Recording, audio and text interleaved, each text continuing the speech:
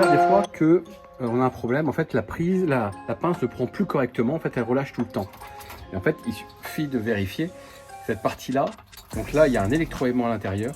Et l'électroaimant est très chaud. Voilà, j'ai du mal à la tenir tellement c'est chaud en fait. Donc, il conviendra en fait de changer l'électroaimant qui se trouve à l'intérieur de ce tube. C'est pas très compliqué à faire. Donc en fait, il faut déjà enlever la partie supérieure. Donc, on va simplement baisser cette partie-là. Là, en fait, on va mieux le voir par derrière. En fait, il y a deux petits anneaux, deux petits points qui sont là. Et donc, en fait, on va simplement les faire coulisser pour enlever ce capot. Une fois que ce capot est enlevé, en fait, je vais déclipser en fait ici et je vais arriver vraiment au problème de la grue. Et donc, dans l'idée, je vais enlever les vis qui sont là, retirer ces deux fils en fait sur le domino, donc il me faut un petit tournevis, remplacer, dégager l'électroaimant qui est là et le changer. Et donc là, ça va fonctionner. Donc voici l'électroaimant en question. Donc c'est ça qui va rentrer dans le corps du tube, donc à la place de celui-là, qui va être connecté au domino et qui lui donc va faire correctement le travail, purement et simplement. Donc nous aurons besoin en fait idéalement de deux tournevis, un tournevis plat, un tournevis cruciforme qui sont dans la valise de matériel. Je vais enlever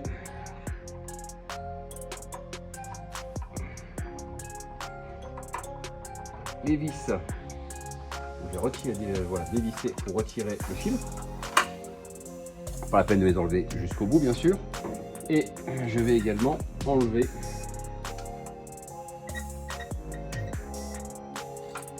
les vis qui sont sur la pince.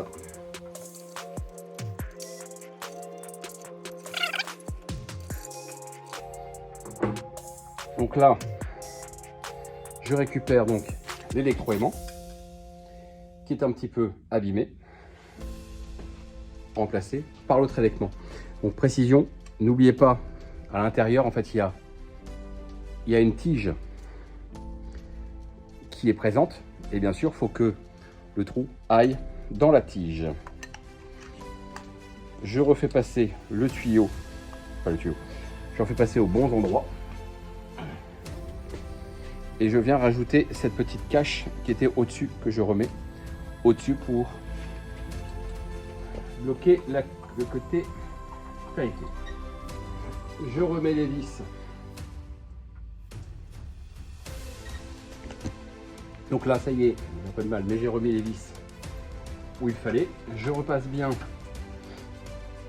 le fil par derrière. Et je replace les deux câbles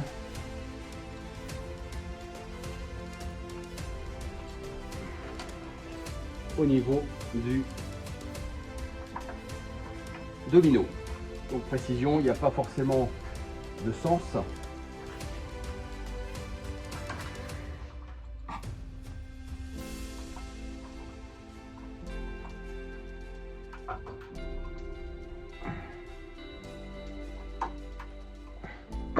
Donc voilà, il n'y a pas spécialement de sens.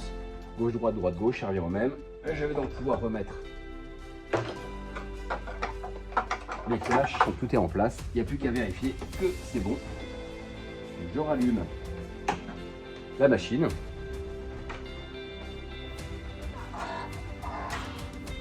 Donc déjà, elle se baisse toujours, c'est très bien.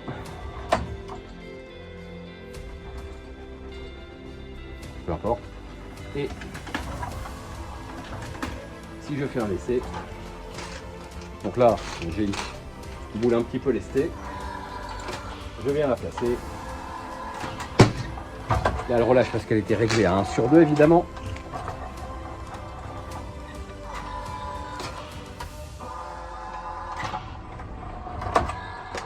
Voilà, donc là ça fonctionne, c'est froid, on va vérifier avec le temps.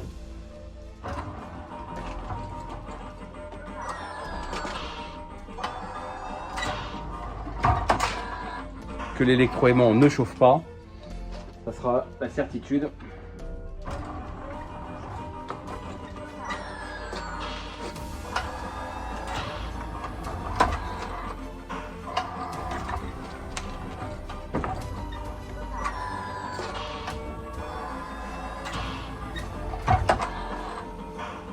comme vous voyez, là ça refonctionne sans aucun souci.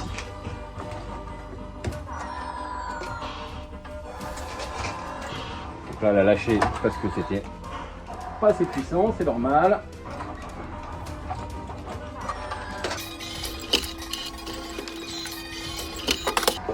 Donc voilà, pour moi, c'est ok, tout fonctionne. Un petit point qui peut vous intéresser, c'est ce petit bouton qui se trouve juste au-dessus de la carte mère. Donc là, vous avez le bouton on-off qui peut être utile en fait pour des réglages. Et vous avez ce bouton test qui permet de remplacer l'admission de jetons. Donc si je clique dessus, en fait tout simplement, je vais augmenter le nombre de crédits. Voilà, c'est un côté pratique dans certains cas, pour les tests notamment.